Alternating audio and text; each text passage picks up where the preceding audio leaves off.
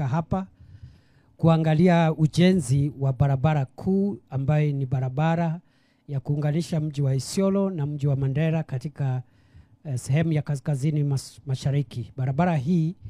ni barabara ambayo itagharimu bilioni 100 na itaunganisha counties za Isiolo, Meru, Garissa, Wajir na Mandera. Barabara hii ni takriban kilomita 749 na itapitia, ikitoka Isiolo itapitia hapa Kulamawe, kutoka Kulamawe itaendelea mpaka Modogashe, kutoka Modogashe itaendelea mpaka Samatar, kutoka Samatar itaingia mji wa Wajir, kutoka Wajir itaenda Tarbaj, kutoka Tarbaj itaenda Kotulo, kutoka Kotulo itaenda Kobo, kutoka Kobo itaenda Elwak, kutoka Elwak itaenda Gare, kutoka Gare itaenda Ramu, na kutoka Ramu itaingia mji wa Mandera.